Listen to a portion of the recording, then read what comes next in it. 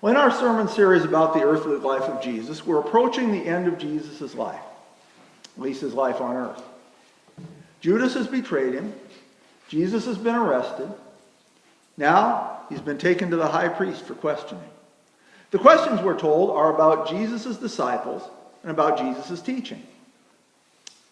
And the more I think about the way that Jesus answered those questions, the more remarkable it seems to me. Because there were a whole lot of ways that Jesus could have played this. He could have denied everything. He could have claimed that he was taken out of context, that the things that he'd said did not mean what people claimed they meant. He could have said that the accusations were a pack of lies, which according to some of the Gospels, they actually were. And there were other options. He could have gotten angry, the way he did in the temple courts when he chased out the money changers. He could have questioned their authority. He could have told these people that he was the divine Son of God. They had no right to question him about anything. He could have even called on divine help. You remember last week we read where Jesus said all he had to do was ask, and God the Father would send down 12 legions of angels to help him. These are just some of the ways that Jesus could have played this out. Some of the ways he could have reacted to his questioning by the high priest. But Jesus did not do any of those things. Here's what Jesus said. He said, I have spoken openly to the world. I always taught in synagogues or at the temple, where all the Jews come together. I said nothing in secret. Why question me?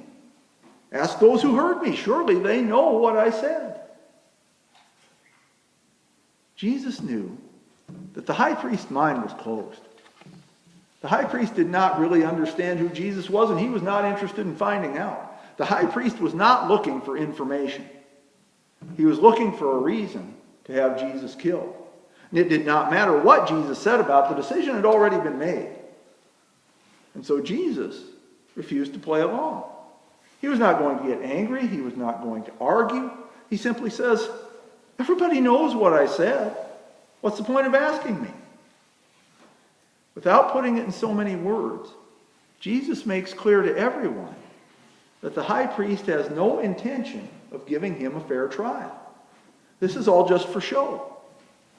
And Jesus is not going to go along with putting on a show. And it's interesting, I think, that when Jesus said this, the officials had no idea how to respond to it. And I'm sure they were ready for all sorts of things Jesus might say or do, but they were not ready for this one. They had no idea how to handle it. One of them gets mad and slaps Jesus. And again, Jesus refuses to play along with this charade. He simply says, if I said something wrong, testify as to what was wrong. But if I spoke the truth, why did you strike me? And I think that there are important lessons for you and me in this. You know, we've talked before about how Jesus told us to go and make disciples. Now, in doing that, it's important that we live lives that show our Christian faith. That's very important. But it's also important that we actually spread the word. It's important that we actually tell people about our church, tell people about our faith, tell people about Jesus Christ.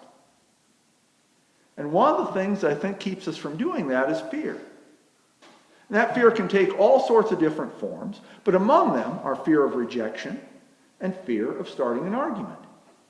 And I think the way that Jesus handled this situation shows us how we can deal with those fears. Let's look at the fear of rejection first. Now, Jesus was rejected. Absolutely he was. No question about that. But look at who it was who rejected him. There were people like the high priest, like the officials around him, people whose minds were closed. These were people who were not going to be receptive to Jesus' message in any way, shape, or form. They were not the least bit interested in hearing anything that Jesus had to say. They were not interested in hearing why he might have said what he said. Without ever hearing what Jesus actually had to say, they were already opposed to him. Now, this was not the first time Jesus had run into people like that, of course. Happened at various times in his ministry.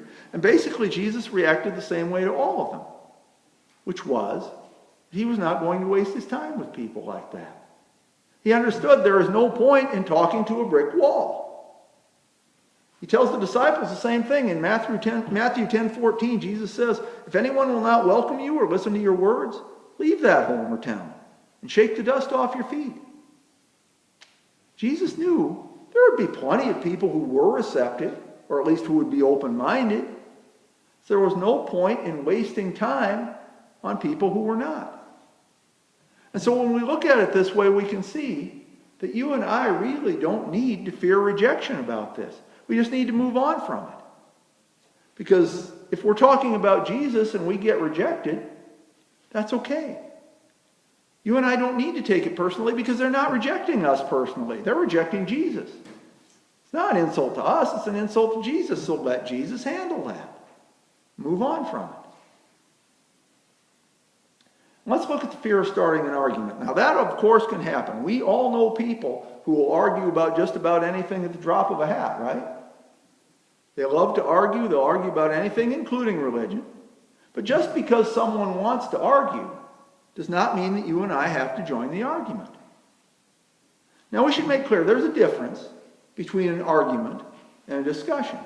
Jesus welcomed discussion. Jesus loved to have discussions with people, and you and I should welcome it too. If somebody wants to know more about Jesus, if somebody has questions, if they want to know more about our Christian faith, that's a wonderful thing. That's an awesome thing. We need to encourage that. Somebody has honest questions about God, is really interested in finding some answers, that is great. It's the kind of thing we should hope for. Asking honest questions is one of the best ways to learn. But that's far different from an argument. And again, it gets back to the distinction between someone whose mind is closed and someone whose mind is open. And we can usually tell that difference when we're talking to somebody.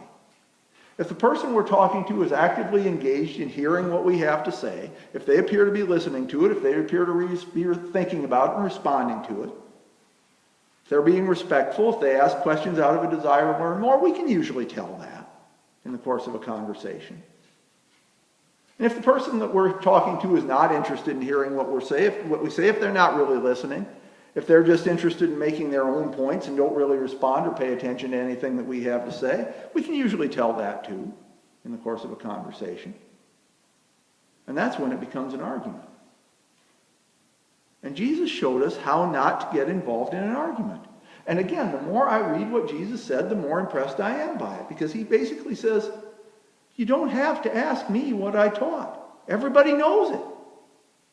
Everything I said was out in the open. It was all out in public. If you want to know what I said, if you really are interested, ask those people who heard me. And if I said something wrong, tell me what it is.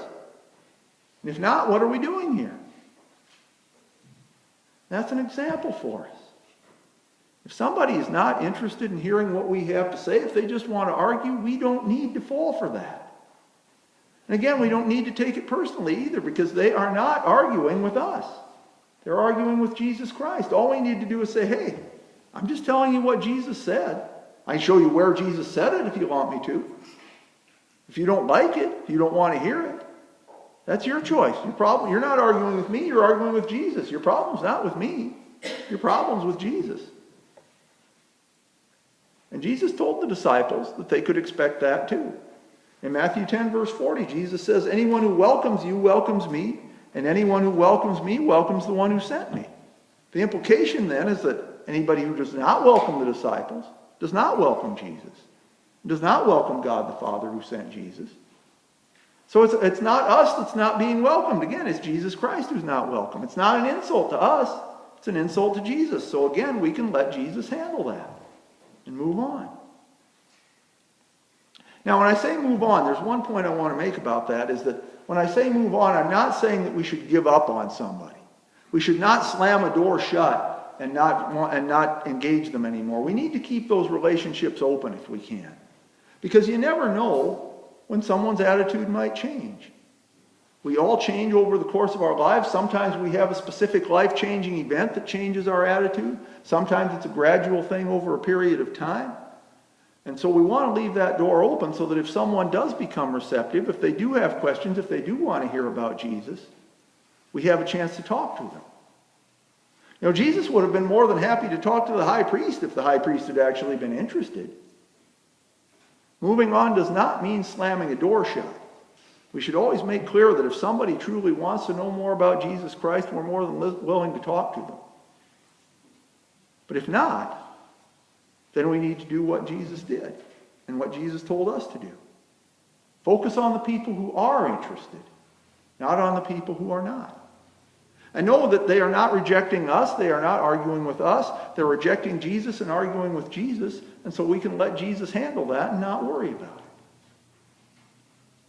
Jesus told us to go and make disciples. And you and I can do that without fear. If we keep our eyes open, if we keep our hearts open, God will show us people who are interested in hearing Jesus' words. So pray for God's Holy Spirit to lead you to those people. And then trust that at the right time, God will tell you what to say so that you can help lead those people to faith in Jesus Christ. Amen.